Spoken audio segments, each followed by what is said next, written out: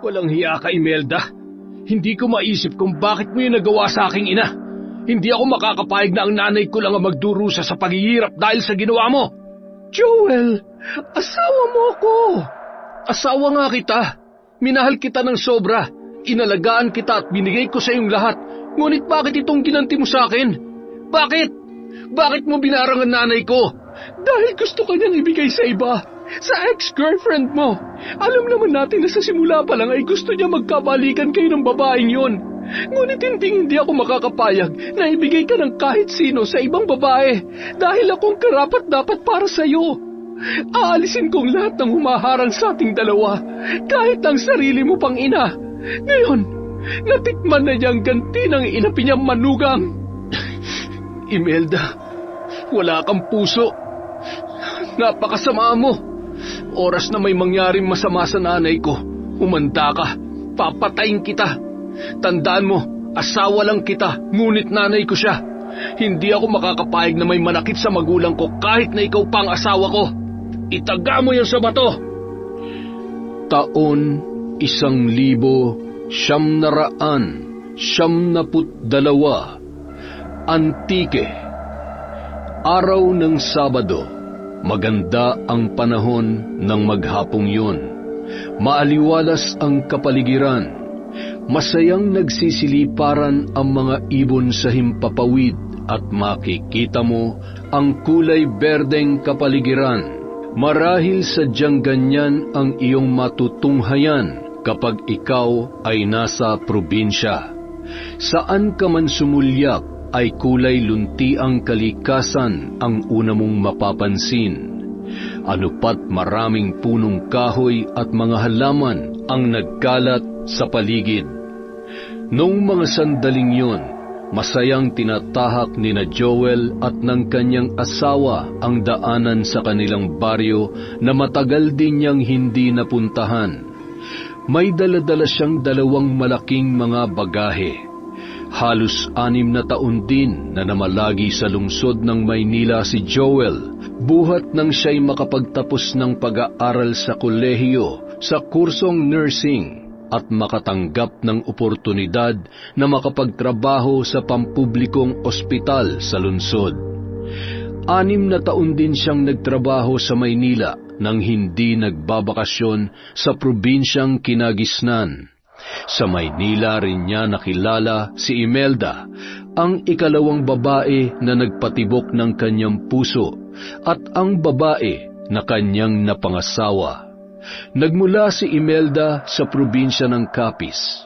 Yun nga lang, ikinasal sila ng babae nang hindi alam ng mga magulang niya at binabalak ni Joel na gawing sorpresa yon para sa kanyang mga magulang.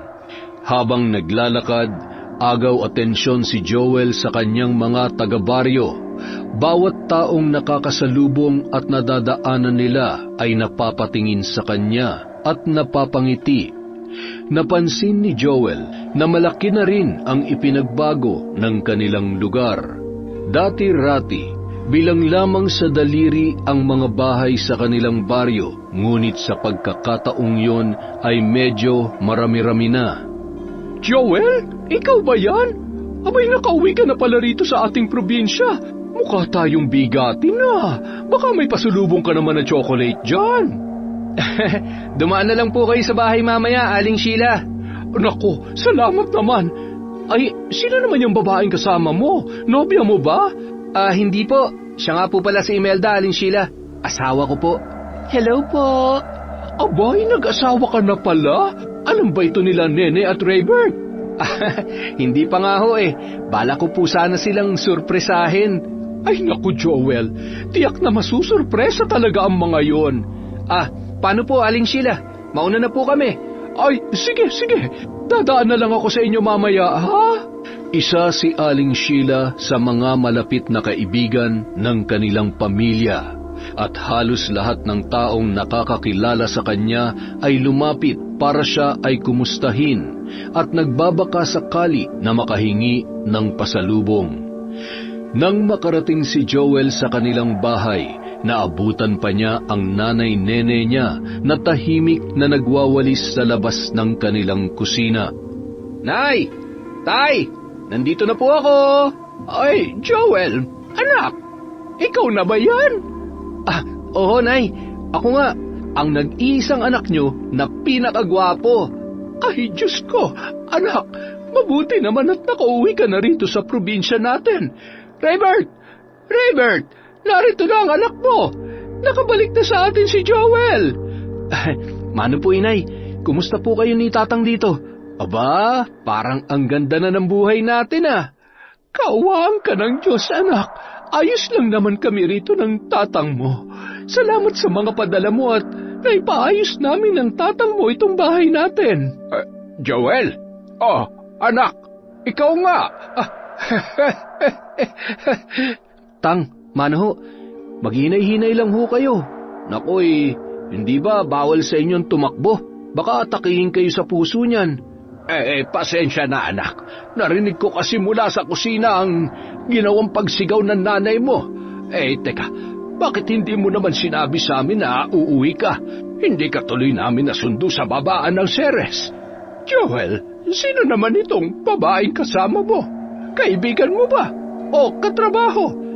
Nay, Tang, si Imelda nga po pala, asawa ko.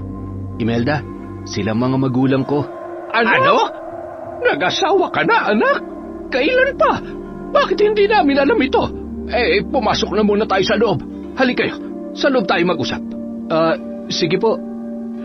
Nang makapasok na sila sa loob, ay palihim na sinuri ng nanay ni Joel ang kanyang asawa.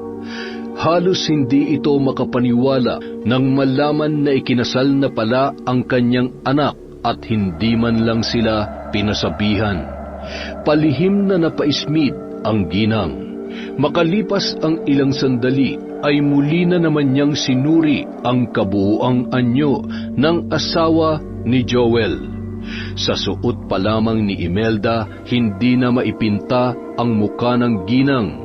Nakasuot ng spaghetti strap si Imelda at maikling shorts naman ang pambaba. Makapal din ang makeup sa muka. Kung ilalarawan ay may pagkamorena ang babae, ngunit hindi niya maipagkakaila na maganda ang napangasawa ng kanyang anak. Singkit ang mga mata at may matangos na ilong. Saang anggulo mo mang tingnan ay hindi ka makakakita ng kahit na maliit na kapintasan. Joel, kailan pa kayo nagpakasal? Noong nakaraan lang, Hutang. Pasensya na, hindi ko po nasabi sa inyo. Masyadong mabilis ang mga pangyayari. Tsaka, bala ko po talaga kayong surpresahin. Aba, hindi ka nabigong surpresahin nga kami, anak. Kaya nga. Nay, Tang, huwag naman po kayong magalit sa akin. Hindi naman kami galit, anak. Nakakagulat lang kasi wala kaming kaalam-alam na nagpakasal ka na pala. Pasensya na po, Tay. Pero huwag po kayong mag-alala. Magpapakasal po ulit kami ni Imelda. Pero sa simbahan na. Teka, anong ibig mong sabihin? Kasi po, sa mayor lang kami ikinasal ni Well. Well? Abay, hindi yan ang pangalan ng anak ko. Joel yon. Joel! Hayaan niyo na po ang asawa ko, Nay. Well po talagang tawag niya sa akin. Ayos lang naman sa akin yun. Sa Maynila ka rin ba nagtatrabaho, iha? Ano naman ang trabaho mo? Isa po akong tindera sa kantin ng hospital na pinagtatrabahuhan ni Well sa Maynila. Well, buisit na yan. Joel, isa kang nurse. Ngunit bakit sa isang hamak na tindera ka lang bumagsak? Nay naman, nagmamahalan ho kami ni Imelda at wala akong pakialam kung ano man ang trabaho niya. Mabait po siya at matalino. Tanggap ko po si Imelda. Ang buong pagkatao niya. Si Regine, paano na siya? Nay, matagal na po kaming naghiwalay ni Regine. Halos 5 taon na rin po yun. Sayang naman kasi, anak. Huwag po kayong mag-alala, Nay. Nandito naman na po si Imelda. Sigurado ako magkakasundo kayo ng asawa ko. Ay, nako. Ewan ko lang, Joel. Mabuti pa kumain na muna kayong dalawa at nang makapagpahinga na kayo. Mahaba-haba rin ang binyahin ninyo, sigurado yon. Kaya alam ko na pagod kayong dalawa. Sige po, Tay. Salamat po. Pagkatapos noon, si Raybert na rin mismo ang naghain ng makakain ng kanyang anak at ng asawa nito. Maging siya ay nagulat din nang malaman niya na ikinasal na pala ang anak nilang si Joel nang hindi nakapagpaalam sa kanila. Pakiramdam ni Raybert ay hindi kaaya-aya ang naging desisyon na yon ni Joel. Gayunpaman, naisip din niya na baka sa sobrang pagmamahal ni Joel sa kanyang asawang si Imelda ay kaya ito nagpadalos-dalos sa kanyang desisyon. Ay, ano nang gagawin natin, Raybert? Hindi naman siguro mahal ni Joel ang babaeng yan. Hinaan mo nga yung boses mo, nene. Baka magising pa yung dalawa. Saka, hayaan mo na yung anak natin. Malaki na siya. Alam na niya kung ano ang tama at mali. Ay, oo, alam ko naman yan. Kung nagkabalikan lang sana sila ni Regine at sila nagkatuluyan, baka matuwa pa ako. Bigyan mo muna ng pagkakataon si Imelda. Ilang buwan din naman silang mananatili sa atin. Malay mo ay magbago pa ang pananaw mo sa kanya. Isa pa nga yung problema 3 buwan ko ba namang makakasama ang babaeng yan? Ngayon pa lang kumukulo na talaga ang dugo ko sa kanya. Saka nanggaling sa Maynila yan. Alam mo naman na karamihan sa mga taga Maynila ay makakati. Malay mo, baka pokpok pa yan. Kita mo ba naman ang forma? Ang ikli ng short at ang kapal-kapal ng lipstick. Huwag ka magsalita ng ganyan. Mukhang mabait naman si Imelda. Sa katunayan ay siya pa nga ang naghugas ng pinagkainan nila kanina. Hiyang-hiya nga ako sa kanya Abay, dapat lang. Asawa niya na si Joel, kaya responsibilidad niyang asikasuhin ang anak natin. Saka wala naman siya ang pagsabuhay ni Joel. Isa ba namang tindera? Ay naku, ano ba nangyayari sa anak ko? Hindi mo pa nga kilala ng lubusan yung tao Ay sige, aalis muna ako. Pupunta muna ako kila Paring Natoy. Ibabalita ko sa kanila na nakabalik na ang inaanak niya. Ay sige, ikaw ang bahala. Daanan mo rin si Regine sa bahay nila. Ibalita mo na nakabalik na si Joel mula sa Maynila. Pakisabi na rin na kung maaari ay dumalaw siya rito bukas sa bahay. Sigurado ka ba dyan? Hindi ba magagalit sa iyo niya ng anak mo? Kasama niya na rito ang asawa niya. Ano ka ba naman? Hindi yan. Tsaka bahala sila sa buhay nila. At ako nagpapapunta rito kay Regine. Makikipagkwentuhan lang ako sa kanya. Ay, sige. Ikaw ang bahala. Palihim na napakuyom ng kanyang kamao si Imelda. Nung mga sandaling yun ay nasa labas siya ng kwarto ng asawa niyang si Joel. Nagising siya at nakaramdam ng pagkauhaw.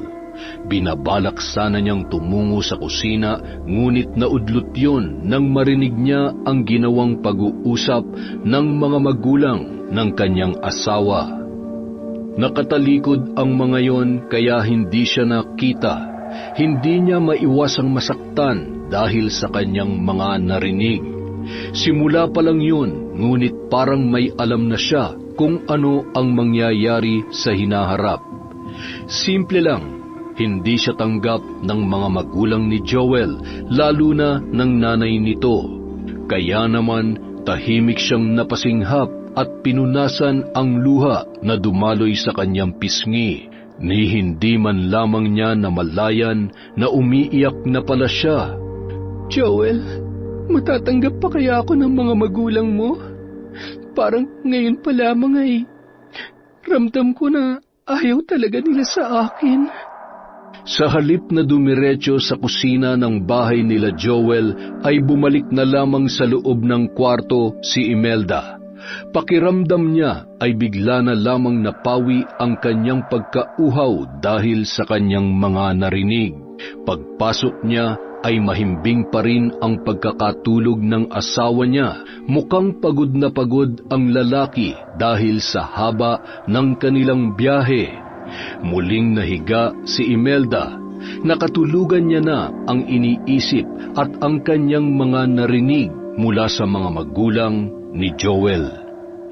Kinabukasan, bandang 11:00 ng tanghali, Nasa bakuran ng kanilang bahay ang mag-asawang sina Joel at Imelda.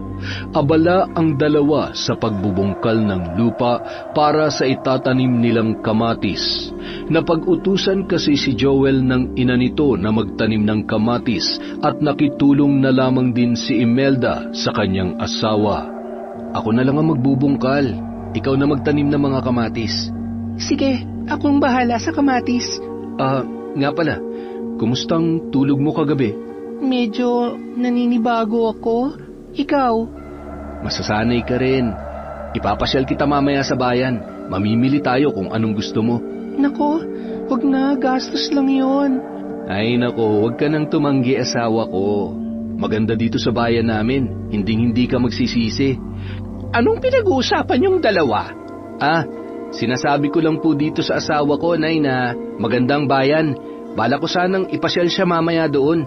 Hay nako, siguradong gagastos ka lang. Ang dapat nagtitipid ka. Yan nga rin po ang naisip ko, Nay. Naisip mo lang pero hindi mo pinagsabihan ng asawa mo. Gastos kayo ng gastos. Nay, sinabi niya po yun. Pero ayos lang naman yun. Saka ito ang unang beses na makakapunta si Imelda sa bayan natin. Di ikaw ang bahala. Siya nga pala, Joel. Nasa loob ng bahay si Regine. Hinahanap ka. Mukhang namimiss ka yata. Mabuti pa harapin mo muna, anak. Nay, may ginagawa po kami dito. Ano ka ba naman, Joel? Ngayon lang naman May pinagsamahan din naman kayo ng tao. Pero, Nay... Sa Kanarya naman si Imelda, Siya na ang magtatanim ng kamatis. Madali lang naman yan, di ba? Nay naman. Sige na, Joel. Harapin mo muna yung bisita mo. Ako na bahala rito. Kayang-kaya ko to. Kita mo? Sigurado ka? Oo naman. Ako pa ba? Halika na, anak. Babalikan kita agad, ha? Nang tuluyan ng makaalis ang mag-ina, ay kinuha ni Imelda ang pala at nagsimula na siyang magbungkal ng lupa para sa itatanim niyang kamatis. Noong una ay nahirapan pa siya dahil yon ang unang beses na nakahawak siya ng pala at nagbungkal ng lupa. Habang abala sa ginagawa ay naiisip pa rin ni Imelda ang kanyang asawa. Hindi niya rin maiwasang magselos sa isipin na nagkita na naman sina Joel at ang unang babaeng inibig nito. Ngunit ang mahalaga, may tiwala siya kay Joel. Alam niyang tapat sa kanya ang lalaking kanyang pinakasalan. Ang problema nga lang ay ang biyanan niyang babae. Mukhang ito rin mismo ang gumagawa ng paraan upang paglapitin ang asawa niya at ang dati nitong nobyang si Regine. Maya-maya pa, narinig ni Imelda ang malakas na tawanan na nagmumula sa loob ng bahay ng pamilya ng kanyang asawa. Hindi niya maiwasang magselos dahil mukhang nagkakasiyahan ang mga ito. Kung tanggap lang din sana siya ng pamilya ng kanyang asawa, lalo na ng nanay ni Joel, marahil ay nasa loob din siya ngayon at nakikipagtawanan sa kanila. Nakaramdam na lamang si Imelda ng matinding kalungkutan. Sobrang sakit ang kanyang naramdaman noong mga sandaling yon. Aksidente pa niyang nasugatan ng pala ang kanyang paa, ngunit nagpatuloy pa rin siya sa kanyang ginagawa. Halos 30 minuto rin ang inilaan ni Imelda sa pagtatanim ng kamatis. Noong mga oras na yon ay hindi pa rin nakakabalik ang kanyang asawa. Pagkatapos ng kanyang ginagawa, inayos at binalik ni Imelda ang mga kagamitan na kanyang ginamit sa pagtatanim sa lalagyan nila ni Joel na nasa bakuran lang din saka siya pumasok sa loob. Naabutan pa niyang masayang nagkukwentuhan sina Regine at ang kanyang asawang si Joel. Tila tinusok ng daan-daang karayom ang kanyang puso dahil sa kanyang nasaksihan. Ngayong nasilayan niya na ang dating nobya ni Joel, hindi niya maitatanggi na sobrang napakaganda at napakaseksi pala nito. Hindi niya kayang ikumpara ang kanyang sarili sa dating kasintahan ng kanyang asawa. Walang-wala siya kumpara sa babae. Mukhang napansin naman ng asawa niya ang kanyang presensya dahil napasulyap ito sa kanya at nang makita siya ay agad itong napatayo at siya ay nilapitan. Oh, nandito na palang asawa ko. Siya nga pala, Regine.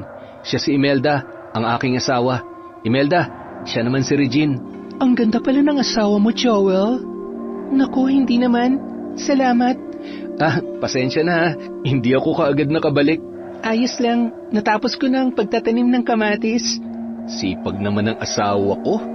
Pawis na pawis ka, oh. Halika, punasan ko yung pawis mo. Ano ka ba? Ako na. Hindi, ako na, mahal. Oh, eto na merienda niyong dalawa. Imelda, nandito ka na pala. Natapos mo ng pagtatanim? Opo, Nay. Oh, magpahinga ka muna, asawa ko, ha? Kumain ka muna dyan. Anak, sakto lang sa 2 taong hinanda kong merienda. Imelda, tulungan mo na lang muna ako sa kusina. Ipagluluto natin sila ng pananghalian. Nay, katatapos lang ni Imelda sa pagtatanim sa labas. Pagod pa siya at huwag ka mag-alala, anak. May pagkain naman sa kusina. Ako nang bahala sa asawa mo. Nay. Ayos lang, Joel. Gusto ko rin namang tumulong kay nanay sa kusina. Agad na sumunod na lamang si Imelda sa kanyang biyanan. Nang makarating sila sa kusina ay tinulungan niya si Nanay Nene sa paghihiwa ng mga sangkap na gagamitin nila sa pagluluto at nang matapos ay saka siya naghugas ng kalderong gagamitin. Samantala, abala naman si Nanay Nene sa pagpiprito ng isdang tilapia. Pagkatapos mo dyan, pakidala mo itong tilapiyang niluto ko sa mesa. Wow, tilapia. Paborito ko po yan. Ganun ba? Binili ko to kasi paborito to ni Regine. Ewan ko sa batang yon, magana yan kumain lalo na pag tilapia ang ulam. Kaya nga tuwang-tuwa si Joel sa kanya kasi ubos lahat ng niluluto ko, lalo na nung magkasintahan pa sila. Natahimik na lamang si Imelda dahil sa kanyang narinig. Sinunod na lamang niya ang inutos ng kanyang biyanan. Nang makabalik siya sa sala ay naabutan pa niyang nakikinig ang asawa at dati nitong nobya ng drama sa radyo. Mukhang hindi siya napansin ng mga ito dahil hindi man lamang siya sinulyapan hanggang sa makabalik na siya sa kusina. Luto na itong sinaing mo. Tawagin mo na sila at ako na maghahain sa mesa. Sige po, Nanay. 5 araw. 5 araw na ang nakakalipas simula nang bumalik si Joel sa probinsya kasama ang kanyang asawang si Imelda. Sa loob ng mga araw na yon, marami na ang nangyari. Halos araw-araw din na dumadalaw sa kanila si Regine na labis na ikinatutuwa ng nanay ni Joel. Tahimik lamang si Imelda, ngunit napapansin niya na ang nanay mismo ni Joel ang nag-iimbita sa kanyang nobya. Walang araw ding hindi bukang bibig ng ginang ang dating nobya ng kanyang anak. Walang araw din na hindi inuutusan ng ginang si Imelda at tinatrato na parang katulong. Araw ng linggo, 4:00 pa lamang ng madaling araw ay nagising na ang mag-asawa at maagang tumungo sa simbahan upang dumalo sa unang misa ng pare sa simbahang Katoliko. Noong nasa Maynila pa lamang ang dalawa ay nakagawian na nila na magsimba tuwing araw ng linggo. Pagkatapos ng misa, nakasanayan na rin nila na dumaan sa karinderya para doon mag-almusal. Tumungo rin sila sa bayan at namili ng mga kakailanganin katulad ng sabon, shampoo, sabong panlaba at bagong bestida para kay Imelda. Tuwang-tuwa ang babae habang naglilibot sila sa bayan. Hindi kasi natuloy ang lakad nila noong nakaraan at yon ang kauna-unahang beses na ipinasyal siya ng kanyang asawa. Joel, mahal mo ba talaga ako? Bakit mo naman naitanong yan? Mahal kita higit pa sa iniisip mo, Imelda. Talaga? Oo naman. Bakit ba? Wala lang. Hindi ka magtatanong ng ganyan kung wala lang. Alam kong may dahilan. Teka, sabihin mo nga, nagsiselos ka ba kay Regine? Kasi lagi siyang dumadalaw sa bahay. Hindi Naku, nagsiselos ka nga. Huwag ka na magselos, asawa ko. Kung ano man ang nakaraan naming dalawa, hanggang dun na lang yon. Ang mahalaga, ang kasalukuyan. Ikaw ang kasalukuyan ko at ang babaeng makakasama ko hanggang pagtanda ko. Mahal kita, Joel. Mahal na mahal. Mahal din kita. Sobra. Samantala, Uy, pre! Mabuti naman at nagkasalubong tayo. Oh, Mark, kumusta? Nakauwi ka na pala. Oo, kagabi lang pero babalik din ako bukas sa Bacolod. Aba, ang galante na natin ngayon ah. Sana nakapagtapos din ako ng pag-aaral kagaya mo. Huwag mong sabihin yan. Ang mahalaga, mabuti ang kalagayan mo. Oh, sino pala yung kasama mo? Eh, di yung kapatid ko. Sinamahan ko siya. Bumili kasi siya ng bagong damit at sombrero. Kuya, bakit mo naman ako iniwan doon? Oh, ayun na pala siya. Ang tagal mo kasi sa loob, nainip ako kaya nagpahangin muna ako rito sa labas. Eh, sino nga pala yung kasama mo, pre? Si Imelda nga pala, pre. Asawa ko. Imelda, si Mark. Kaibigan ko, tsaka kuya siya ni Regine. Oh, nag-asawa ka na pala? Nagulat nga rin ako nung nabalitaan ko mula kay Nanay Nene na may asawa na pala siya, kuya. Ang sabi niya sa akin dati, hindi siya mabubuhay kung wala ako. O Imelda, baka magalit ka ha. Nagbibiro lamang ako. Ay, hindi naman. Ayos lang yan. Taga-saan ka, Imelda? Tsaka, saan kayo nagkakilala nitong kaibigan ko? Nagmula ako sa Capiz. Sa Maynila naman kami nagkakilala ni Joel. Uy, di ba maraming aswang sa Capiz? Totoo ba yun? Kung totoo yun, marahil ay wala ako ngayon sa harapan nyo. Biro lang. Nakakatuwa pala tong misis mo, pre. Maganda na, pala biro pa. Ang swerte mo sa kanya. Sige na, alis na kami ng misis ko, pre. Paano? Kita na lang tayo, ha? Teka, sumabay na lang kayo sa amin. Oo nga, para na rin makilala ko ng husto yung asawa mo. Pwede naman tayong sumabay sa kanila, Joel. Hindi na. Kailangan na naming umalis. Pasensya na, pre. Sa susunod na lang, ha? Sayang naman. Pero sige, mag-iingat kayo, ha? Lalo ka na, Imelda. Sige, maraming salamat, Mark. Bakas ang pagkairita ni Joel nang sila ay umalis. Hindi niya maiwasang magselos sa asawa niya at sa kaibigan niyang si Mark. Alam ni Joel na nag-uusap lang ang dalawa, pero sa isip niya, bakit kailangan pa nilang magtitigan at ngumiti sa bawat isa? Mukhang napansin ni Imelda na wala sa mood ang kanyang nobyo, kaya niyakap niya ito patagilid habang sila ay naglalakad. Ba't ganun ang tingin mo kay Mark? Nagagwapuhan ka ba sa kanya? Ha? Hindi. Meron pa ba mas gugwapo sa asawa ko? Sa'yo lang ako ng buong puso at buong kaluluwa. Talaga? Pasensya ka na ha. Medyo iba kasi yung tingin niya sa'yo kanina eh. Naku, siloso rin pala ang asawa ko. Mahal na mahal kita, Joel.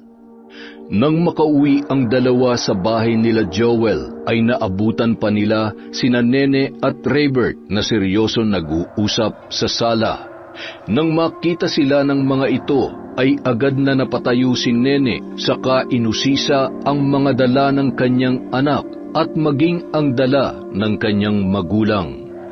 Lihim na nakaramdam ng galit si Nene nang makita niya ang bagong bestidang damit na binili ni Joel para kay Imelda.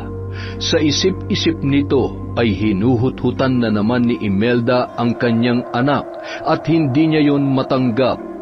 Muli niyang pinangaralan ang dalawa na huwag masyadong maggastos o kung ano-ano ang binibili, dahil baka wala silang maipon at mapunta lang ang lahat ng pinaghirapan ng kanyang anak sa luho. Kinabukasan, wala si Joel sa bahay at sumama ito sa kanyang ama na si Raybert patungo sa kalapit na bayan. Naiwan naman si Imelda kasama ng kanyang biyanan. Nagkataong abala siya sa pagbabalat ng kalabasa ng araw na yon nang may narinig siyang sunod-sunod na pagkatok mula sa pintuan. Imelda! Buksan mo nga yung pinto sa labas! Alam mo namang may kumakatok eh! Hindi ka pa tumayo dyan! Abala ako sa paglalaba rito sa banyo! Walang imik na sinunod ni Imelda ang utos ni Nanay Nene. Pinagbuksan niya ng pinto ang taong kumakatok sa labas at bumungad sa kanya ang isang may katandaang babae. Bakas na bakas ang pagkairita sa mukha nito. Nakilala ni Imelda ang babaeng yun. Ilang beses na rin kasi itong dumadayo sa nanay ng asawa niyang si Joel at nanay ito ni Regine, ang dating nobya ng kanyang asawa. Nariyan ba si Nene? Ay, Gracia, ikaw pala! Dali, pumasok ka sa loob! Ay, naku, pasensya ka na. Naglalaba kasi ako dito sa banyo at ito namang si Imelda, nagbibingi-bingihan na may tao pala sa labas. Ay, pasensya na po, Nay. Hindi naman ako magtatagal. Siya nga pala balae. Baka naman may extra ka dyan. Hindi ba nurse naman ang anak mo? Pahiram naman ako. Kailangan ko lang talaga. Huwag ka mag-alala, babayaran ko naman sa susunod na buwan. Ay, meron naman akong pera rito, pero nakalaan kasi ito para sa darating na kaarawan ng bunso kong si Noel. Alam mo naman, uuwi na siya sa Sabado. Graduating na kasi sa college ang bunso kong yon. Kung nakapagtapos lang sana ang anak mong si Mark, marahil sana ay may anak ka ng profesional ngayon. Ay, sige na naman. Pahiramin mo na ako. Ay, nako, pasensya ka na. May pinaglalaanan talaga ako. Ganun ba? Sige na nga. Makaalis na nga lang. Sandali lang. Magmerienda ka muna sa loob. Halika. Wag na. Salamat na lang. Agad na umalis si Gracia sa kanilang bahay. Napailing naman si Nene. Anito sa sarili.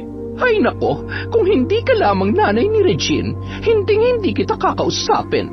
Gustong-gusto talagang magkabalikan ni Nanay Nene, sina Regine at Joel. At mukhang gagawin niya ang lahat para magkaaway at magkahiwalay ang anak niya at si Imelda. Hinding-hindi niya matatanggap na isang hamak na tindera sa kantin ng ospital lamang ang mapapangasawa ng kanyang anak.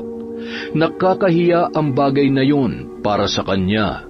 Napangiwi si Nanay Nene sa isiping yun at walang imik na bumalik sa banyo upang maglaba. Kinahapunan, 5:00 ng hapon, mahimbing ang pagkakatulog ni Imelda ng hapong yun nang maalimpungatan siya dahil sa narinig niyang ingay ng mga kabataang naglalaro sa labas. Tuwing ganong oras kasi nakasanayan na yon ng mga kabataan. Hindi niya na nagawa pang makatulog kaya lumabas na lamang siya sa kwarto. Nung mga sandaling yon, naabutan niyang masayang naglalagay ng mga kakanin si Nanay Nene sa isang basket. Pakanta-kanta pa yon na tila ba may magandang nangyari. Ilang sandali pa, napansin ng ginang ang presensya ni Imelda, kaya ito ay napasulyap sa kanya, ngunit ibinalik din agad ang atensyon sa kanyang ginagawa. Nakangiti namang lumapit si Imelda sa kanyang biyanan. Nay, nakauwi na po ba si Joel? Oo, pero nasa ilog sila ngayon ni Regine. Nako, sana naman magkabalikan na sila. Nay, ako ho ang asawa ng anak nyo. Yun na nga eh. Pero sana magkahiwalay na lang kayo. Huwag ka sana magagalit sa sasabihin ko Ngunit hindi kayo bagay ni Joel. Nurse siya at samantalang ikaw naman, isa ka lang hamak na tindera sa kantin ng ospital. Kapag nalaman nyo ng ibang tao, ano na lang ang sasabihin nila sa amin? Nay, paano nyo ho yan nasasabi ng harap-harapan? Tao rin ho ako. Nasasaktan din ako. Bakit pa hindi nyo ako magawang matanggap bilang manugang nyo? Lahat naman ng utos at gusto nyo sinusunod ko. Kailan nyo ba ako matatanggap bilang manugang nyo at asawa ng anak ninyo? Kahit kailan, hindi kita matatanggap bilang manugang ko. Si Regine lang ang nararapat na babae para sa anak ko. Hindi ako makakapayag na patuloy niyo akong aapihin at aabusuhin. Bakit? Anong gagawin mo? Aalis ka? Sige, umalis ka na. Lumayas ka na sa pamamahay ko at iwan mo na si Joel. Lumayo ka na. Hindi ka namin kailangan dito. Nay, mahal na mahal ko si Joel. Mahal ko po ang anak ninyo at ano man ang mangyari, hindi ko siya iiwan. Tingnan natin kung hanggang saan ang katigasan mo. Hindi magtatagal, muli magkakabalikan ang anak ko at ang gusto kong maging manugang, si Regine. Sige na, diyan ka na. Ihahatid ko na sa kanila tong mga kakanin. Samantala, sa loob ng kwarto ni na Joel at Regine. Hindi ako makakapayag na maangkin ng ibang babae ang asawa ko. Walang sino man na makakahadlang sa aming pagmamahalan. Hindi kami mapaghihiwalay ng kahit sino.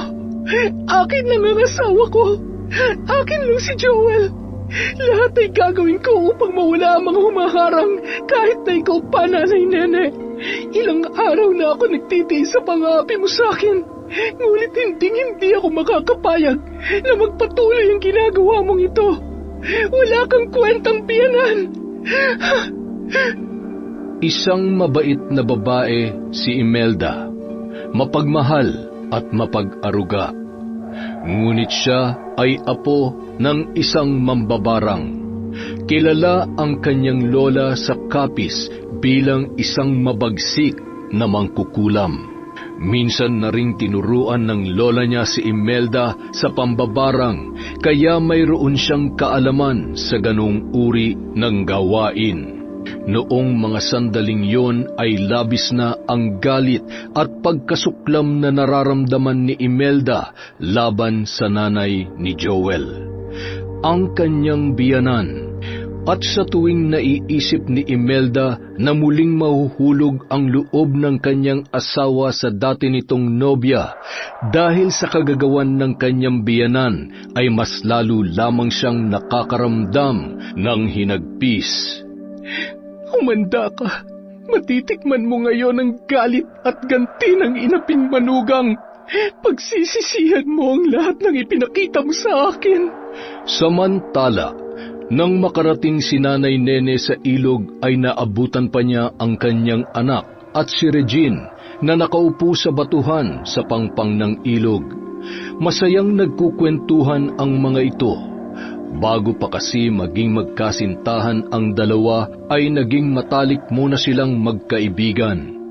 Hindi makapaghintay ang ginang na tuluyan ng magkabalikan sina Joel at Regine. Ilang saglit pa, napansin ni Joel ang presensya ng kanyang ina dahil napalingon ito sa ginang at napatayo. Nakangiting sinalubong ni Joel ang kanyang nanay sa katinulungan ito sa pagbubuhat ng basket na daladala. Nagpalinga-linga pa si Joel sa paligid na tila mayroong hinahanap. Si Imelda bang hinahanap mo, anak? Nako, hindi siya sumama. Masama raw kasi ang pakiramdam niya. Ano ho? Kailangan ko munang umuwi, Nay. Kailangan ako ng asawa ko ngayon. Pero anak, ay, Joel! Ay, nako, ang batang yun talaga. Nanay Nena, saan po pupunta si Joel? Ay, sa asawa niya. Tayo na lang ang kumain ng mga dala ko, Regine. Sige po.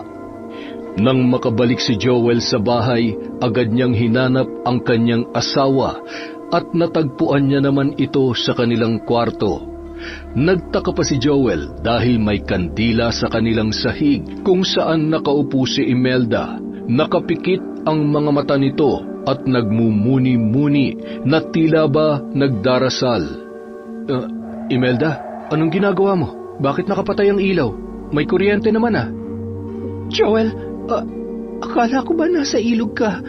Nasaan ang nanay mo? Si Regine? Nandoon. Iniwan ko sila.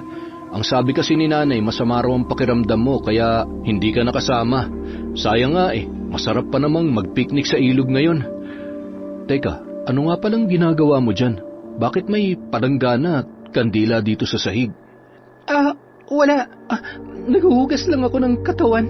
Naiinitan kasi ako Ganun ba? Tulungan na kita, asawa ko. Bakit kasi hindi mo binuksan yung ilaw tsaka pinaandar yung ventilador? Baka papakin ka ng lamok dito sa dilim. Palihim na itinago ni Imelda ang litrato ng nanay ni Joel.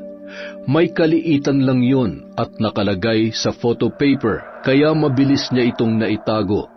Mukhang hindi rin naman yon napansin ni Joel dahil wala siyang narinig sa asawa niya tungkol sa litrato. Kinakabahan pang napatayo si Imelda Inalalayan naman siya kaagad ng kanyang asawa at pinaupo sa kanilang kama. Naputol ang ritual. Gagana kaya ang barang? Ano? May sinasabi ka ba?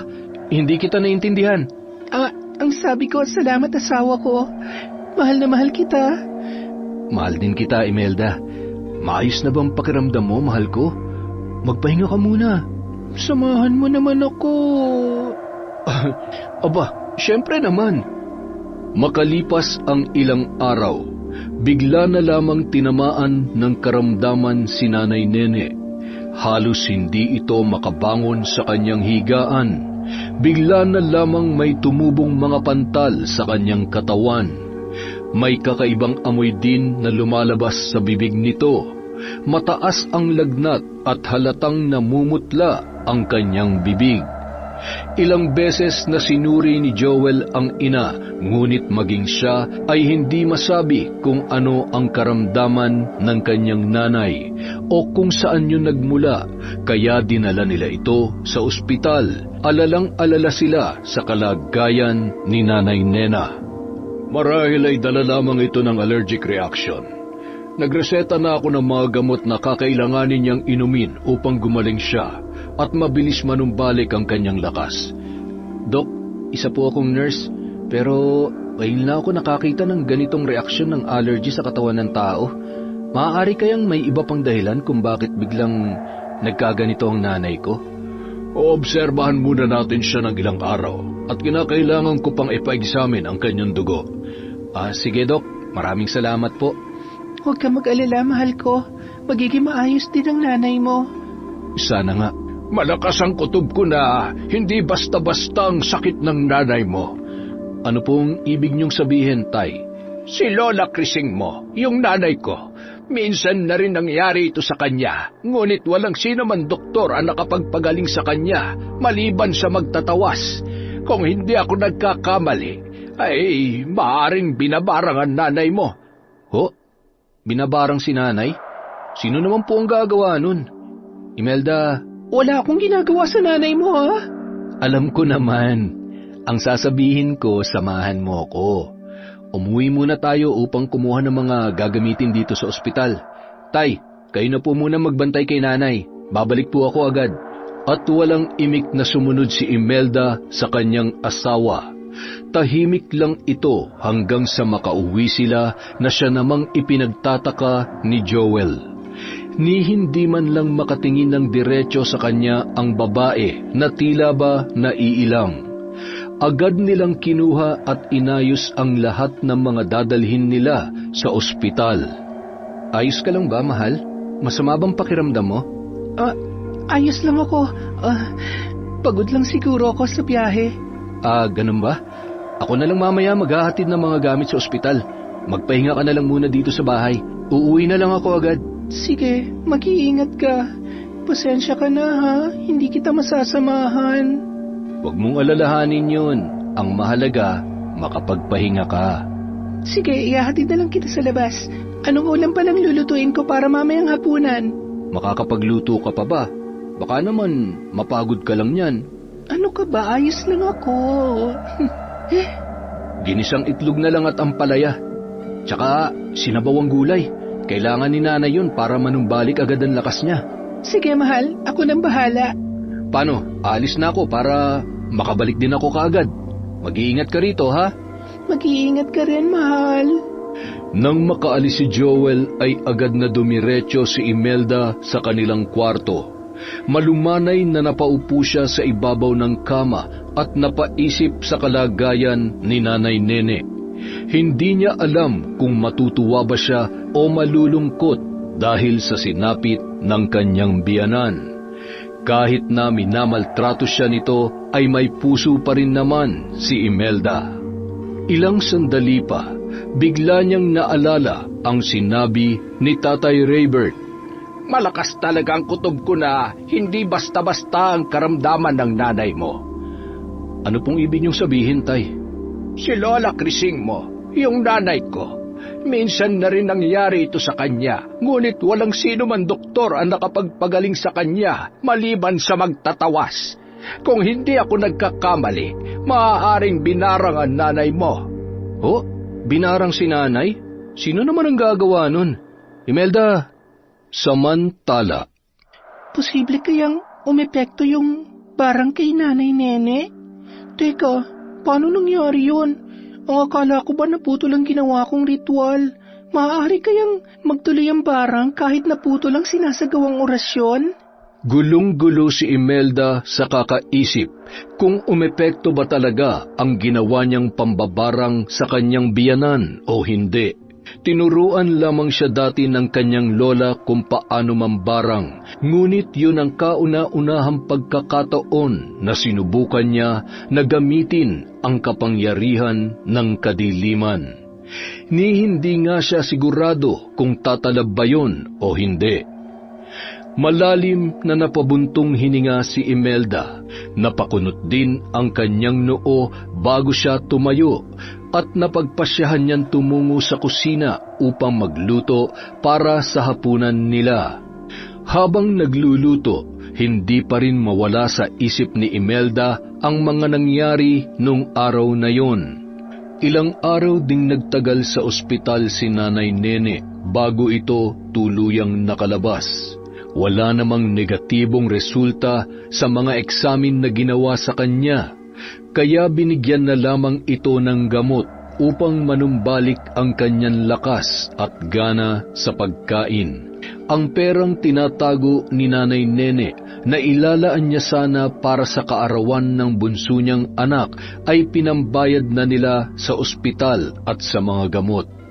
Nakauwi na rin ang bunso nitong anak na si Noel at siya rin na nagbabantay sa kanya sa ospital tuwing gabi.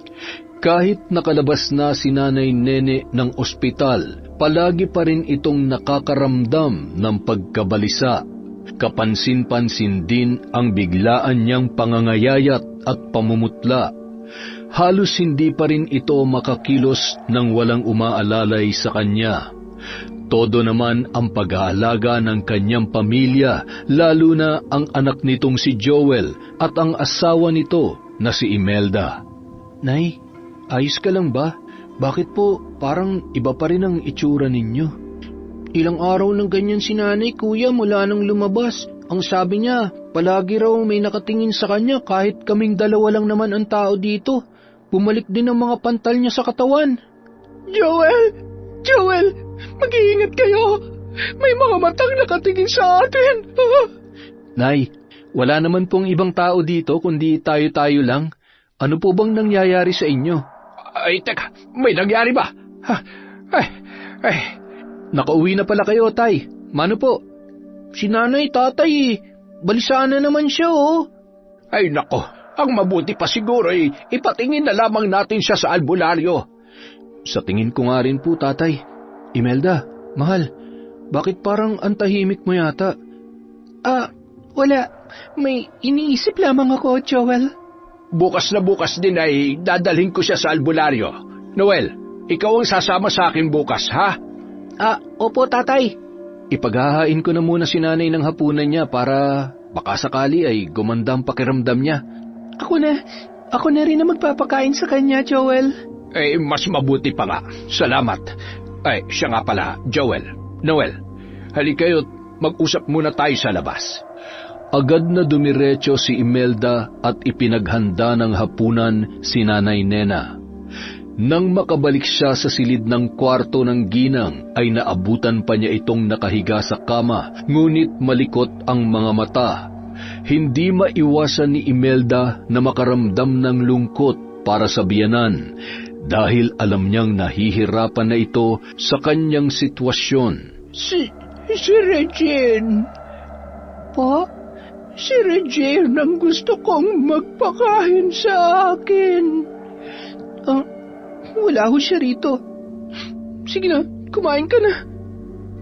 Nahirapan pa si Imelda sa pagpapakain sa kanyang biyanan dahil ilang beses siya nitong tinanggihan.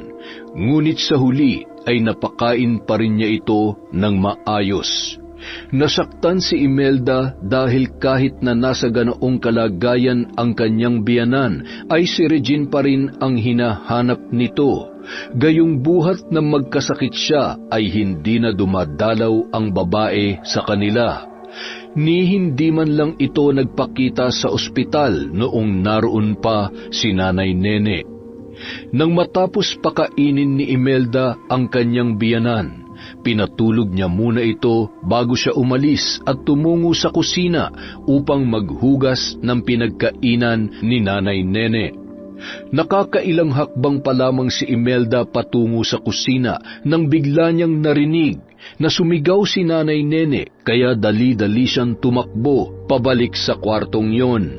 Pagpasok niya roon ay nakaupo ang kanyang biyanan sa sulok ng kwarto. Nanginginig ito na tila ba takot na takot.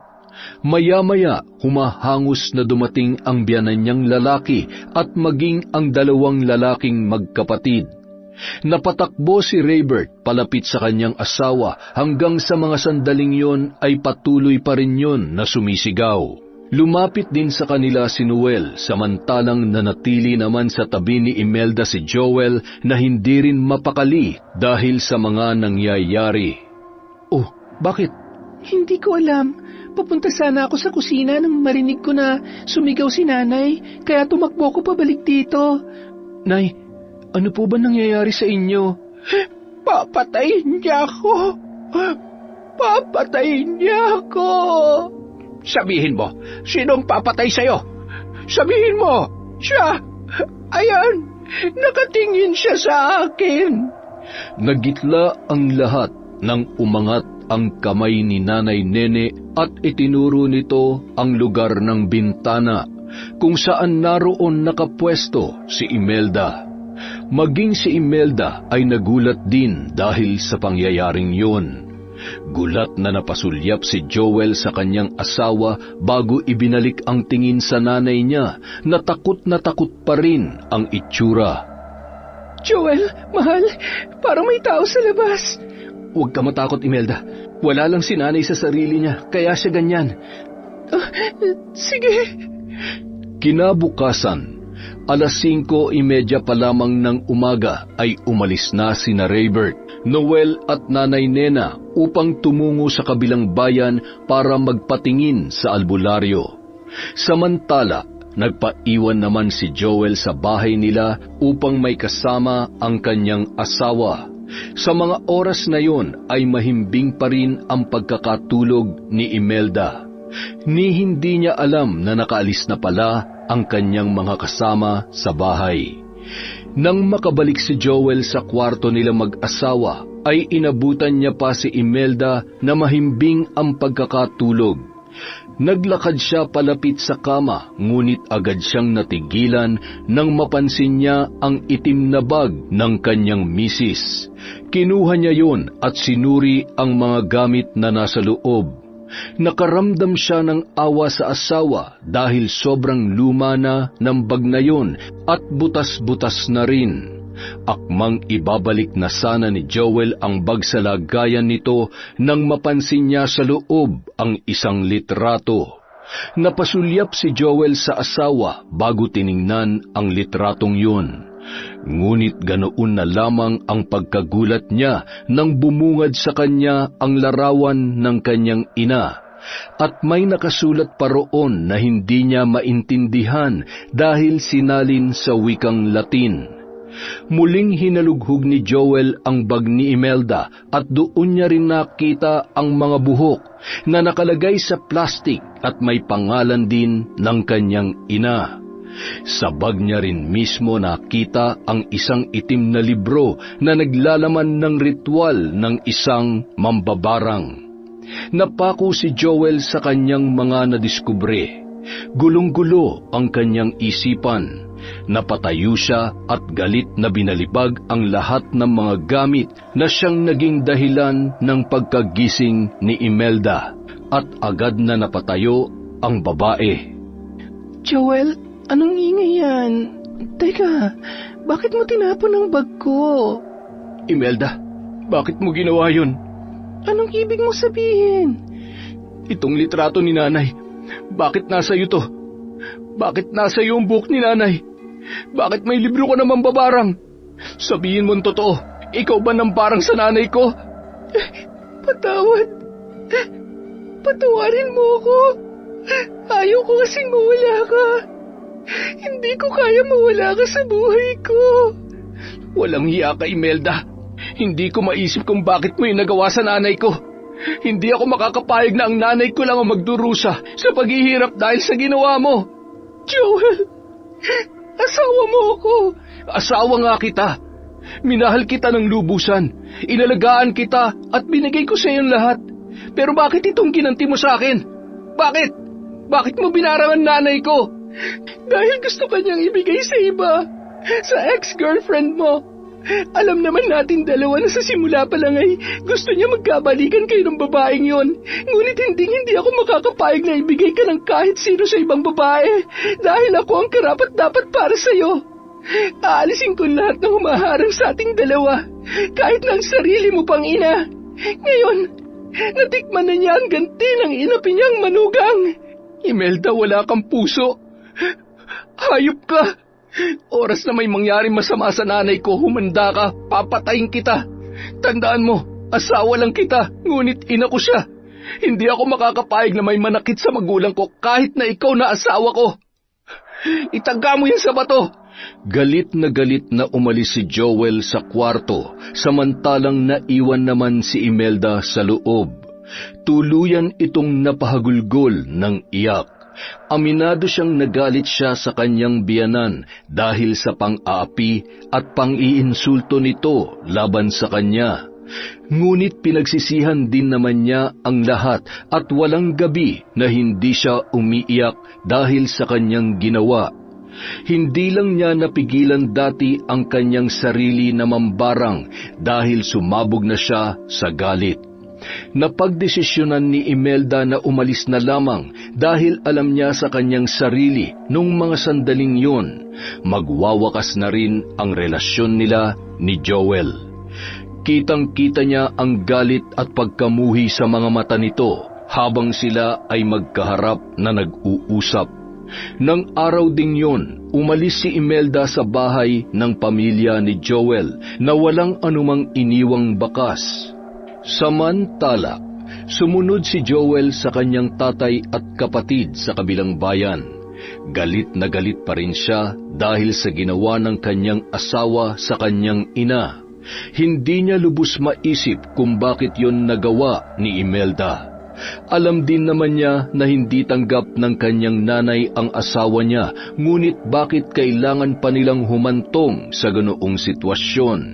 At para sa kanya, kahit ipagtulakan siya ng kanyang ina sa dati niyang nobya, ay hindi pa rin naman niya yon babalikan. Dahil mahal na mahal talaga niya si Imelda.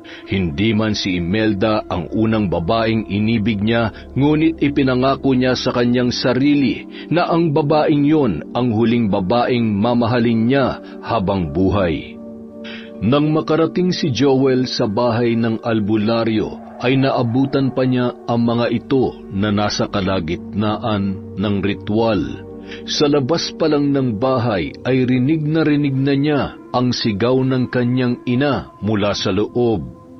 Umiiyak ang ginang at nagrereklamo na parang may tumutusok sa kanya. Isang malakas na mambabarang ang bumarang kay Nene. Ang babaeng yon ay kilala ninyo. Ay, sino naman ang maglalakas ng loob na mambarang sa asawa ko? Tay, kilala ko na ho. Si Imelda. Siya ang may kagagawan. Ang asawa ko nang babarang kay nanay. Abay, nakakasiguro ka ba? Opo, tay. Papatayin ko siya oras na may mangyaring masama kay nanay. Mamaya na lang natin ito pag-usapan. Ipinagpatuloy ng albularyo ang kanyang ritual. Panay ang ginagawa nitong pagsigaw dahil di umano ay napakalakas ng nambabarang kay Nanay Nene. Panay pa rin ang sigaw at iyak ng babae. Hawak-hawak siya ng kanyang asawa at ng bunso niyang anak na si Noel. Pinagsabihan kasi sila ng albularyo na hawakan si Nene dahil baka may mangyari pang masama sa kanya. Biglang umihip ang malakas at malamig na hangin, kaya muntik pang mamatay ang kandilang ginagamit ng albularyo. Mabuti na lamang at hindi namatay ang apoy. Pakiramdam din nila ay may kung anong nilalang na kanilang kasama, ngunit hindi nila yung nakikita. Kilala ko kung sino ka. Hayaan mo na ang babaeng ito kung ayaw mong ipagkalat ko sa lahat ang tunay mong katauhan. Binabalaan kita. Kailanman ay hindi mananaig ang kasamaan laban sa kabutihan. Pakawalan mo na ang babaeng ito. Malakas na napasigaw si Nanay Nene, ngunit sandali lamang ay bigla na rin itong tumahan. Maging ang malamig na hangin ay unti-unti na ring nawawala hanggang sa gumaan na ang nararamdaman nila. Muling umusal ng huling dasal ang albularyo at nang matapos, pinahiran niya ng langis ang mga kamay, braso at paa ni Nanay Nene na puno na ng pantal. Bumalik na sa taong nambarang ang ginawa niya sa asawa mo, Raybert, at dodoble pa ang kaparusahang ipapatong sa kanya. Nga pala, gayon pa man ay kinakailangan niyo pa rin bantayan si Nene. Ipainom niyo pa rin sa kanya ang herbal na ito upang sa ganun ay mabilis niya mabawi ang kanyang lakas. Lagyan niyo rin ng langis na ito ang kanyang mga pantal upang mawala at hindi mag-iwan ng anumang marka. Maraming salamat po sa tulong ninyo, Mang Ramon. Hindi niyo na ba'y tatanong kung sino ang nambarang kay Nene? Hindi na ho. Alam ko na ho kung sinong taong yun. Kilala ko na siya. Kilalang kilala. Salamat. Maraming salamat sa tulong mo, Ramon. Tungkulin ko ang tumulong sa mga nangangailangan. O siya, sasala muna tayo upang makapagpahinga na rito si Nene. Mag-iwan na lang muna kayo ng isang bantay dito. Ako na po ang magbabantay kay nanay. Joel, halika dun sa labas. Mag-usap tayo. Sige po. Sigurado ka bang si Imelda ang nambarang sa nanay mo? Sigurado po ako. Nakita kong litrato ni nanay sa bag niya, pati buhok ni nanay. Tsaka may libro din siya ng mambabarang. Umamin din po siya sa akin, Tay. Tay, patawarin niyo po ako. Kasalanan ko po ito. Huwag kang humingi ng tawad, anak. Wala kang kasalanan. Ang mahalaga ay ligtas na ang nanay mo ngayon. Oras na makabalik tayo sa bahay. Humanda sa akin ang Imelda na yon. Samantala, hapon na nang makauwi ang buong pamilya ni Joel. Nang makarating sila sa bahay ay malinis at tahimik na paligid ang unang bumungad sa kanila. Inalalayan pa nilang tatlo si Nanay Nene at hinatid sa silid nito. Agad na tumungo si Joel sa kwarto nila mag-asawa, nagbabaka sakali na doon niya matatagpuan si Imelda, ngunit ganoon na lamang ang pagtataka niya nang wala siyang maabutan na bakas ng kanyang asawa. Naisip ni Joel na baka lumabas lang si Imelda o baka may binili lang, kaya hinayaan niya na lamang ito. Ngunit hanggang sa sumapit ang gabi ay hindi pa rin umuuwi ang kanyang asawa. Mukhang napansin din yon ng kapatid at tatay niya dahil tinanong nila kung nasaan na ang kanyang asawa, ngunit wala siyang imik. Dahil maging siya ay hindi niya rin alam kung nasaan si Imelda. Hindi kaya umalis na ang asawa mo, Joel? Saan naman ho pupunta yun, Tay? Wala naman pong pera yun.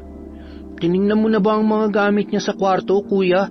Kakasuri ko lang kasi, ngunit wala akong nakita. Ni tsinelas niya, hindi ko nakita maliban dun sa bagong bestida na hindi niya pa nasusuot. Bagong bili niya yata yun. Baka nga umalis na siya. Kung ako rin naman ang nasa kalagayan niya at kapag nabisto ang sikreto ko, lalayas na talaga ako. Ano? Teka, hindi maaari. Agad na tumakbo si Joel sa kanilang kwarto. Hinalughog niya ang buong silid, ngunit tama nga ang kanyang kapatid. Ni isang gamit ni Imelda ay wala na siyang makita, maliban sa bestida na nakasabit sa aparador na binili pa nila sa bayan. Napabuntong hininga na lamang si Joel at napaupo sa kanilang kama. Hindi alam ng lalaki kung siya ba ay matutuwa, magagalit, masasaktan o malulungkot. Galit na galit siya, ngunit sobra siyang nasaktan. Mahal na mahal niya ang kanyang asawa, ngunit di niya lubos maisip kung bakit yun pa ang sinapit nila, kung bakit humantong sila sa ganoong sitwasyon. Napahiga na lamang si Joel. Sunod-sunod ang pagpatak ng kanyang mga luha mula sa kanyang mata. Maya-maya pa ay tuluyan na siyang napahagulgol ng iyak dahil sa sobrang sakit at bigat na kanyang nararamdaman. Hindi niya alam kung tama ba ang ginawa niyang pagkampi sa kanyang nanay o mali ang pagbantaan niya ang kanyang asawa dahil sa ginawa nito sa kanyang ina. Ngunit naisip ni Joel bilang isang anak, dapat ang nanay niya ang kanyang kampihan. Hindi rin naman naging madali sa kanya ang desisyong yun, lalo na't ang dalawang babaeng mahal niya ang pagpipilian. Mas lalong napalakas ang paghagulgol ni Joel. Kinabukasan, nang magising si Joel ay muli na naman itong umiyak, lalo na nang muli niyang naalala na tuluyan na siyang iniwan ng kanyang asawa. 4 na araw ang lumipas, ngunit walang Imelda pa rin na nagpaparamdam kay Joel. Unti-unti na ring gumagaling ang kanyang nanay Nena at sa katunayan ay nakakalabas na ito kasama si Regine. Bakas din ang kasiyahan sa mukha ng ginang, ngunit napapansin nito na tila binagsakan ng langit at lupa ang kanyang anak. Joel, anak, ayos ka lang ba? Ilang araw ka nang hindi nakakakain ng maayos. Hindi ko rin alam kung natutulog ka pa ba, gayong malaki ang pinagbago mo. Nangayayat ka na. Inay, bakit ba tayo umabot sa ganitong sitwasyon? Bakit? Anak, Nay, alam kong mabigat ang ginawang kasalanan ni Imelda sa inyo, ngunit hindi ko alam kung bakit. Nay, mahal na mahal ko si Imelda. Mahal na mahal kong asawa ko. Hindi ko alam kung makakaya ko pa bang mabuhay gayong iniwan niya na ako. Paano na ako ngayon? Wala nang asawa ko. Anak, nandiyan naman si Nay naman. Si Regine na naman ba? Hindi ko nga mahal si Regine. Kung ano man ang nakaraan naming dalawa, hanggang dun na lang yun. Nay, si Imelda ng babaeng mahal ko. Mahirap bang intindihin yon? Mahirap bang tanggapin yon, Nay? Mahal na mahal kong asawa ko, ngunit bakit hindi siya magawang tanggapin? Bakit? Dahil hindi siya nababagay sa'yo, anak. Anak, Joel, mataas ang pinag-aralan mo, ngunit bakit sa isang hamak na tindera sa kantin ka lamang umibig? Higit naman na mas maganda si Regine kumpara sa kanya. Oo na, maganda na si Regine. Puro na lang kayo Regine. Alam niyo ba kung anong totoong rason kung bakit kami naghiwalay? Aksidente ko siyang nahuli na niloloko ko. Inay, nakita ko si Regine na may kahalikan lalaki dun sa likod ng paaralan namin. Saka hindi mo ba alam, Nay? Nagdadalang tao ngayon si Regine, ngunit nung tinanong ko siya kung sino ang ama, sabi niya hindi niya alam kung sino sa mga naging jowa niya. Nay, may nobyo ngayon si Regine, ngunit hindi lang 1 o 2, kundi 3. Ano, gusto niyo pa ba siya maging manugang, ha? Ganong klase ba ng babae ang gusto niyo, Nay? Anak, pasensya ka na.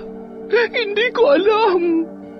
Inilihim ko sa inyo to para na rin wala kayong masabing masama kay Regine. Pero Nay, iba si Imelda. Iba siya. Naalala niyo ba nung pumunta ako sa Maynila dahil may nag-alok ng trabaho sa akin noon? Scam pala yun, Nay. Ninakawan lang ako. Hindi ko alam kung anong gagawin ko ng mga panahon na yon. Hindi ko rin kayo mapadala ng sulat dito kasi wala akong pera. Samut-saring racket ang pinasukan ko rin sa Maynila upang kahit papano may makain ako, Nay. Anak, Bakit ngayon mo lamang ito sinabi? Hanggang sa nakilala ko si Imelda, Nay. Tinulungan niya ako. Pinairam niya ako ng mga damit ng tatay niya, pinakain, pinatulog sa maayos na tulugan. Saka alam mo ba, Nay, siya rin ang tumulong sa akin upang makapasok ako bilang nurse sa ospital na pinagtatrabahuhan ko ngayon. Kaya meron ako na ipapadala sa inyo. Utang ko sa kanyang buhay ko, Nay, at kung ano man ang meron ako ngayon. Anak, patawarin mo ako. Tama ka, Nay. Isang hamak ang tindera lang sa kantin si Imelda. Ngunit ang tinderang yun ang tumulong sa akin upang maisalba ang buhay ko at maging ang aking pangarap. Si Imelda ang asawa ko at ang babaeng minamahal ko, Nay. At tuluyan nang humagulgol sa pag-iyak ang mag-ina. Nang hihinang niyakap ni Nanay Nene ang anak niyang si Joel. Labis na nagsisisi ang ginang dahil sa lahat ng mga ginawa niyang pangiinsulto at pangmamaltrato sa kanyang manugang na walang ibang ginawa kundi ang mahalin at alagaan ang kanyang anak. Maging siya na sariling ina ni Joel, walang naitulong sa lalaki noong ito ay nasa gipit na sitwasyon. Si Imelda lang ang tumulong dito kahit hindi niya kaano-ano. Mas lalong napahagulgol ng iyak si Nanay Nene dahil sa isiping yun. Sising-sisi siya sa mga pagkakamaling nagawa niya. Naisip din niya na kasalanan niya kung bakit sila humantong sa ganoong sitwasyon. Kung tinanggap lang sana niya si Imelda, marahil ay hindi sila umabot sa ganitong kalagayan. Araw ng Martes, araw ng tinda sa kanilang lugar. 4:00 pa lang ng umaga ay nagising na si Joel at ang nanay niya. Maaga silang tumungo sa bayan upang mamalengke. Nang makarating sila sa palengke ay bumungad sa kanila ang maraming tao. Dinagsana naman ng mga taga-bundok ang bayan nila upang mamili at magtinda. Unang pinuntahan nila ang bilihan ng mga sariwang isda. Nagkataong abala si Joel sa pagpili ng bibilhin nang biglang may tumapik sa kanyang braso. Anak, si Imelda ba yun? Saan, Nay? Wala. Namamalikmata lamang siguro ko. Baka gutom lang yan, Nay. Tara, nakabili na ako ng isda. Ay, teka saglit. Hindi ba si Tia Gracia mo yun? Ay, Gracia! Mare! Hintayin mo ako! Hindi mo ba ako narinig? Oh, Nene! Ang tagal kitang hindi nakita! Ay, teka! Gracia, ano nangyari sa'yo? Bakit ang dami mong pantal at pasa sa katawan? Ay, wala. Sige na, alis na ako. Nagmamadali kasi ako. Ano kaya ang nangyari doon? Nay, napansin niyo ba? Parang kapareho sa mga pantal mo dati ang pantal ni Aling Gracia. Hindi kaya may nambarang din sa kanya? Ay, hindi ko alam, anak. Halika na, tayo na. Hanggang sa makauwi sina Nanay Nene at Joel ay hindi pa rin mawala-wala sa isip ng lalaki ang nakita niyang mga pantal sa katawan ni Gracia. Hindi siya maaaring magkamali dahil ang mga pantal na yon ay kaparehong-kapareho sa mga pantal na minsan na ring tumubo sa katawan ng kanyang ina. Ngunit sa pagkakataong yun, mas matindi ang pantal at mga pasa na nakita niya sa katawan ni Gracia. Natigilan si Joel nang muli niyang maalala ang sinabi ng albularyo sa kanila. Pumalik na sa taong nambarang ang ginawa niya sa asawa mo, Raybert, at dodoble pa ang kaparusahang ipapatong sa kanya. Ha? Maaari kayang nagkamali lang ako ng hinala? Posible kayang hindi si Imeldang nambarang kay nanay at napagkamalan ko lamang siya? Kailangan kong makita si Imelda dahil kung siya nga nambarang kay nanay, sigurado ako na puno yun ng pantal sa kanyang katawan. Anak, bigla ko nga palang naalala. Ano po yun, Nay? Ikaw ba? Naalala mo ba yung gabing nangyari bago niyo ko dalhin sa albularyo? Opo, yung sumigaw kayo sa takot kasi ang sabi niyo papatayin kayo ni Imelda. Natatandaan ko yun, Nay. Hindi naman si Imelda ang tinuturo ko noon, anak. Ano pong ibig niyong sabihin? May nakita kasi akong babae sa labas ng bintana. Yung babaeng yon ang tinuturo ko. Ano? Nay, posible kaya na hindi si Imelda ang nambarang sa inyo, kundi ibang tao? Ano ang ibig mong sabihin, anak? Kasi kung ibang tao palang tinuro niyo nung gabing yon, ibig sabihin, ang tao rin yun ang siyang nambarang sa inyo. Kasi, bakit naman siya sisilip sa bintana para takutin kayo kung wala naman siya masamang intensyon? Anak, ang mabuti pa'y puntahan natin ang albularyong tumulong sa akin. Siya ang makasasagot sa katanungan natin na yan. Kinahapunan ng araw na yun, magkasamang tumungo ang mag-ina sa bahay ng albularyo na tumulong sa kanila. Naabutan pa nila itong nanggagamot ng ibang pasyente, kaya hinintay nila ito hanggang sa matapos. Halos hindi mapakali si Joel sa kanyang kinauupuan. Kinakabahan siya sa maaaring matuklasan. Mang Ramon, pwede ba naming malaman kung sinong nambarang kay nanay? Alam kong sinabi ko na dati na kilala ko na yung taong yon, ngunit mukhang nagkamali po yata ako. Si Gracia. Siya ang nambarang sa nanay mo dahil sa inggit at selos. Ano? Kung ganun, nagkamali nga po ako. Nay, paano na si Imelda? Napakalaki ng kasalanan ko sa kanya. Mapapatawad niya pa kaya ako? Ang mabuti pa, anak. Hanapin mo na ang asawa mo at ipaliwanag mo sa kanya ang lahat. Alam kong mahal ka ni Imelda, kaya huwag kang sumuko. Hanapin mo siya at sana'y hindi pa huli ang lahat. Sana'y mapatawad niya rin ako sa lahat ng pagkakamaling nagawa ko sa kanya. 2 araw na rin ang nakalilipas simula nang matuklasan nila ang katotohanan sa likod ng pambabarang kay Nanay Nene. Sa loob din ng 2 araw na yun ay nagpagala-gala si Joel sa kanilang lugar.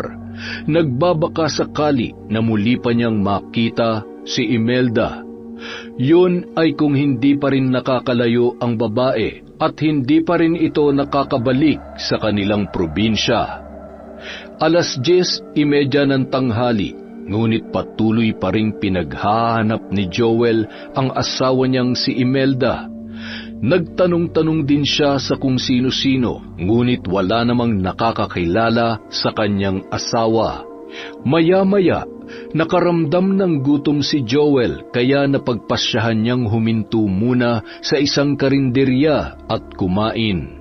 Nang makapasok siya sa loob ay agad niyang sinuri ang mga ulam na naroroon. Naghahanap siya ng kanyang matitipuhan. Nasa ganoon siyang sitwasyon nang may lumapit na babae sa kanya at tinanong kung ano ang gusto niyang kainin. May napili na po ba kayong ulam, sir? Masarap po lahat yan. Imelda? Joel? Bakit ka na pa rito? Sinong kasama mo? Asawa ko. Sa wakas nahanap na rin kita. Imelda, patawad sa lahat ng mga kasalanang nagawa ko. Hayaan mo ako magpaliwanag sa lahat ng pagkakamaling nagawa ko sa iyo. Asawa ko, pakiusap, bumalik ka na. Hindi ko kaya mawala ka sa buhay ko. Mahal na mahal kita. Mahal na mahal kita higit pa sa iniisip mo. Joel, mahal ko. Patawad din sa lahat ng pagkakamali ko. Mahal na mahal kita. Hoy, umalis nga kayo dyan. Nagugutom ang tao parang-harang pa kayo sa daan. Naku, pasensya na po, Manong. Asawa ko, tara, sumama ka na sa akin. Umuwi na tayo. Pero, paano ang nanay mo, mahal ko? Huwag ka mag-alala. Tanggap ka na nila. Talaga? Oo, tara na. Ay, saglit lang. Akala ko ba kakain ka? Ay, oo nga pala. Nakita lang kita, parang bigla na ako nabusog eh. Sabik na kasi ako sa mga yakap at halik mo, mahal ko. Wala nang nagawa si Imelda kundi ang tumawa na rin dahil sa hirit sa kanya ng kanyang asawa. Pinaghain na rin niya ng makakain si Joel. Pagkatapos noon ay nagbayad na ang lalaki dahil tindera lang sa karinderyang yon ang kanyang asawa.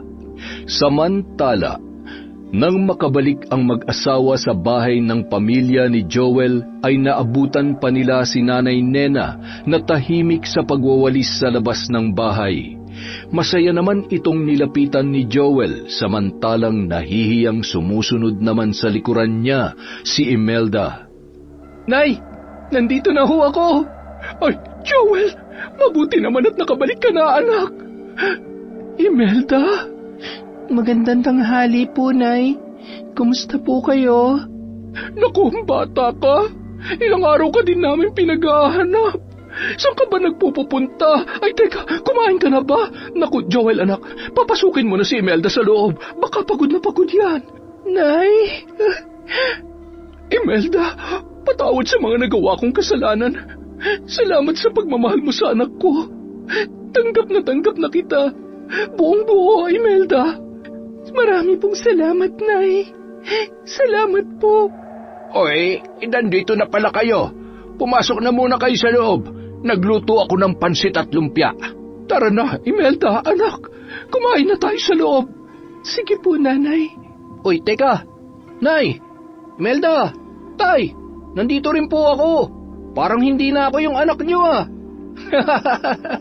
At hindi na napigilang magtawanan ng buong pamilya. Sa tuwing matapos akong magkwento ng ganitong mga pangyayari, napapahinto rin ako sandali, napapaisip kung baka nga ba, sa pagitan ng liwanag at dilim, may mga hiwagang patuloy na umiiral, mga bagay na hindi kayang ipaliwanag ng mata at isip ng tao.